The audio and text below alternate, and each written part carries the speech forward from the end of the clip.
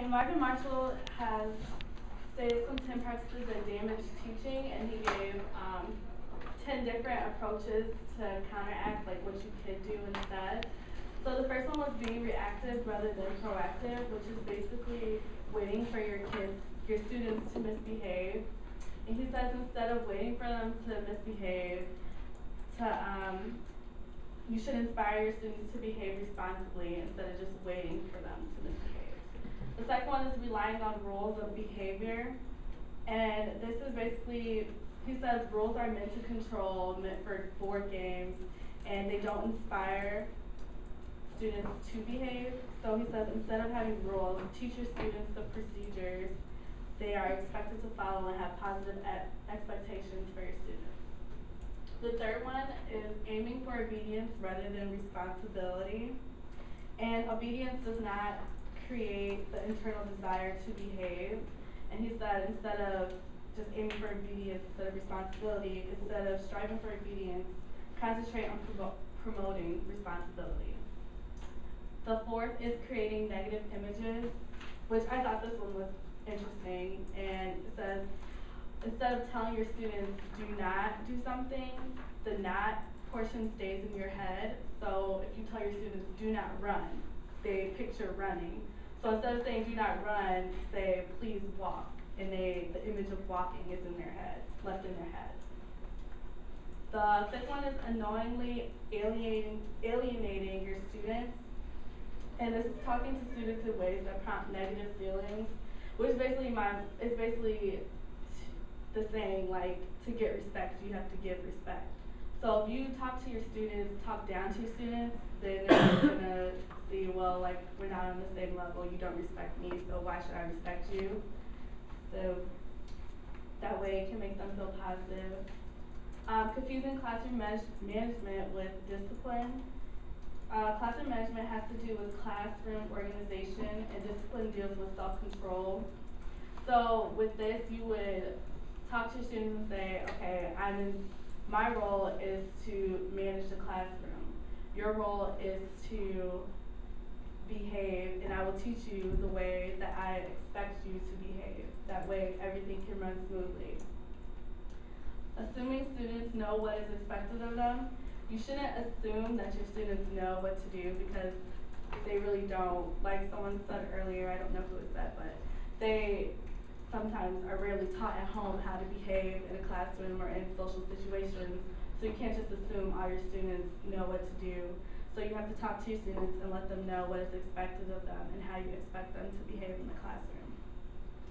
Employing coercion rather than influence, which is coercion, which is using force or intimidation to get your students to behave. And with this, you have to realize people change themselves. You can't change people. So the only way a student will behave is if they want to behave. And by getting students to behave, you have to influence them to behave and inspire them. Imposing consequences rather than eliciting responsible behavior. When imposing consequences on the student, it takes away the student's opportunity to change their own behavior. Like, as I said before, the student has to want to change, you can't make them change. So you give them the opportunity to decide what consequence will help them better their behavior. It makes them responsible for their own change. Relying on external influences rather than internal processes.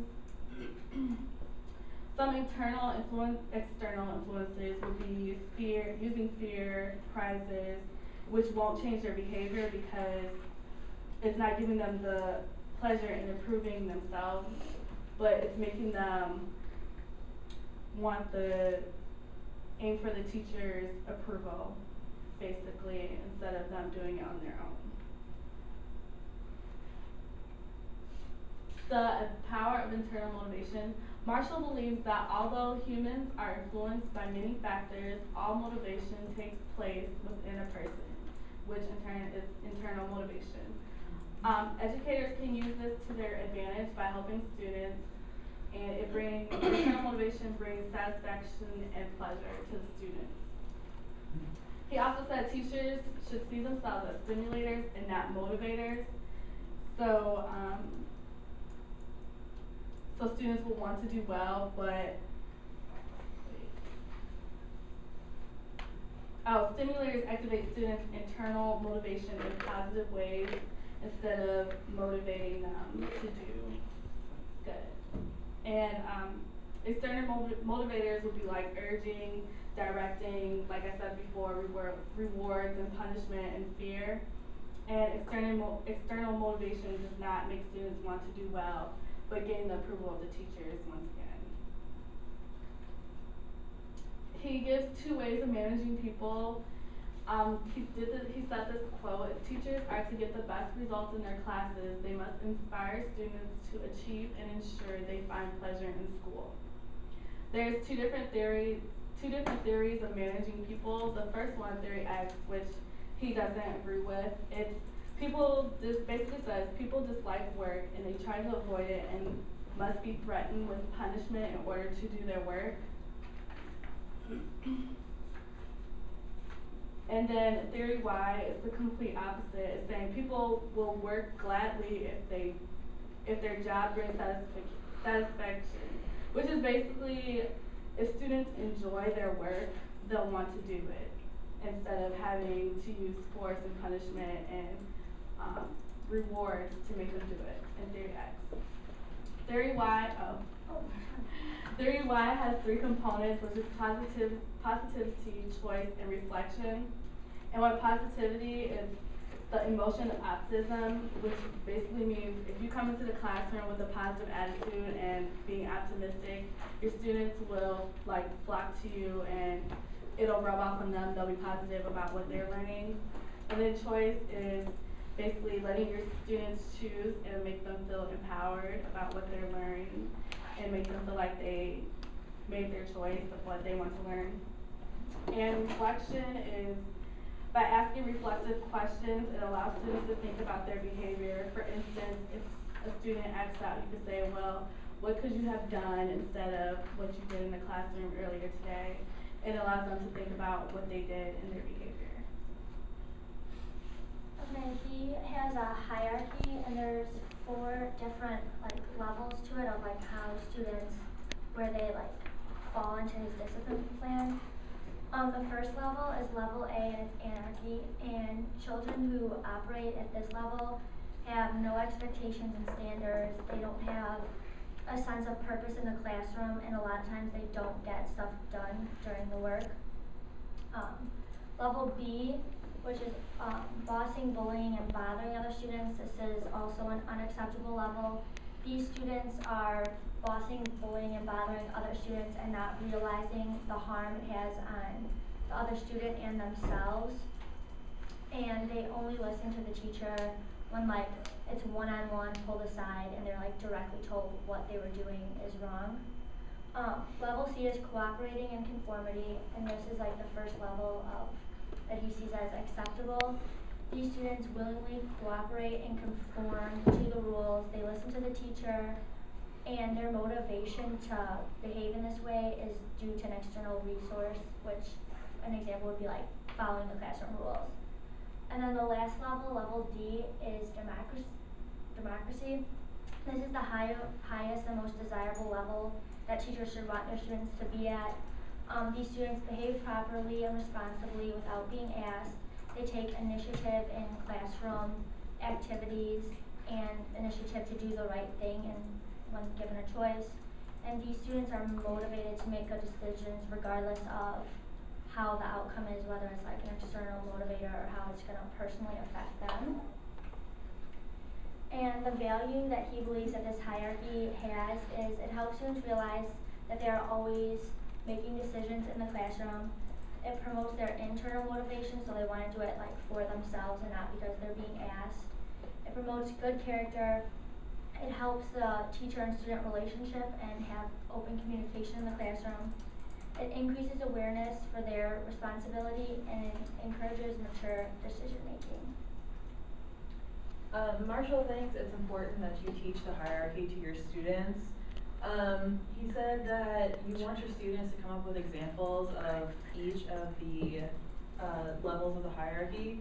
So he said that you can have them visualize each of the levels, and then you can either have them draw a picture of it, write a paragraph describing like what they see for each level, describe it orally to each other, and also that it can help just explaining to each other, and they can get examples and have a picture in their head so they have something to refer to. And he said that mental picture is what motivates the students and has, like, it motivates their internal, like, it gives them internal motivation, I guess. And he also says that he encourages that the teachers emphasize the differences between level C and level D, as Amanda talked about. Level C is based more on external motivators. They only do it because it's the rule, or they get like some kind of extra credit or something like that. And level D is they do it because they want to do it. They know that it's best for the community or whatever. And he says that getting them to understand that they want to be at level D helps them once they get out of school, because you don't always get external reward when you do something, but there are people who need to do things just because they want to and they know that it's good for the community. Okay, and he has 25 tactics that he says will help get your students motivated and to do the right thing. He says they stimulate responsibility in students and help increase their reliance on internal motivation. That's the list that I gave you. I didn't want to list them all out on here, but I did want to highlight a few of them. Number 10 says get yourself excited. He said don't expect your students to be excited about what they're learning if you're not excited to teach it to them. And number 14 is see situations as challenges, not problems. So you don't want to, like, if your students are misbehaving, you don't want to see it as a problem, because then you're going to look at it negatively. He says rather, view it as a challenge. That way, it helps you deal with whatever life brings to you, because you'll see it in a more positive way, which will make it easier for you to deal with. And number 18 is raise your likability level. He said if you provide encouragement and empowerment through positivity, choice, and reflections, your students will like you. You may think that you need to be their best friend or, give them things for them to like you, but it's not true. If you just give them, encouragement through words and be very positive to what they do, they're going to like you. And then he has 6 steps on how to intervene when students misbehave. He said that the first step is use an unobtrusive tactic, which is just like your facial expression, your eye contact, maybe a hand signal or standing near a student. Number 2 is check for understanding, and this means like go to them and say, what level are you choosing? Which level of behavior are you at? So that way the student knows what they are choosing to do. Step 3 is use guided choice, and this is where you allow them to choose among 2 or 3 options that you provide. Like, it's authority without punishment. You allow them to choose like where they want to write out their, like he says, give them a paper to write out what level they're at. And you can give them like 2 options, like do you want to fill this out now in your seat, or do you want to fill it out in the office? So that way it lets them know what level they're at. And step 4 is make a self-diagnostic referral, and this is where you give them more of a writing. You have them identify the level of behavior they're at, explain why this level of behavior is not acceptable, on what level they should act, and if they've acted on an acceptable level, what would have happened, and list 3 solutions that will help them act more responsibly at a later time. And step 5 is give an additional self-diagnostic referral, and this is where you give them additional questions to answer about their behavior. And you mail this copy to their parent or guardian so they also are aware of the student's behavior. And step 6 is give a final self-diagnostic referral, and this is the 3rd and final referral that you can give them. And you also mail this copy to the parents along with the previous 2 that they have filled out, so that the parent knows that they are at their 3rd and final referral. And at this point, he says that you've exhausted all of your positive ways to deal with misbehavior, and you would send them to the administration. Alright, this kind of just sums up what he says you should implement as your teaching model if you were to use his theory. There are 4 major parts. The first one is classroom management versus discipline, And he said he wants to point out that classroom management is the teacher's responsibility. It's their responsibility to make the rules and like enforce the rules and make sure everyone does what they want or they're supposed to. But discipline is up to the students because they are supposed to be aware of their behavior, and he wants them to reflect on their behavior, what they're doing right, what they're doing wrong, and be able to modify it themselves. The second part is the 3 principles to practice. As Christine said earlier, there's positivity, choice, and reflection. Positivity is using positives rather than negatives, such as, like, I think she said this earlier, instead of saying no running, say we walk in the hallways, or instead of saying stop talking, say please be quiet. The second choice is teach students that they have a choice in their behavior and that there are consequences they need to take into account before they perform the behavior. And reflection is to get students to think about their own behaviors, whether they need to modify any behaviors, and how their behaviors affect other students.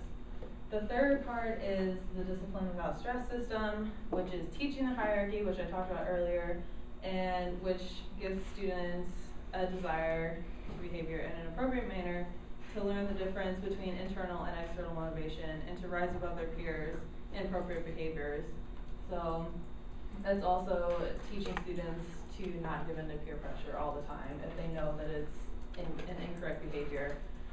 Checking for understanding, students reflect on their own behavior so they don't feel the need to become defensive, like when a teacher punishes them. If a student's doing something wrong and the teacher just tries to set out a punishment, of course they're going to argue with you because they don't want to be punished, but instead you should be, ask them questions like, what level are you performing at? Is this an appropriate behavior? What can you do to fix this behavior?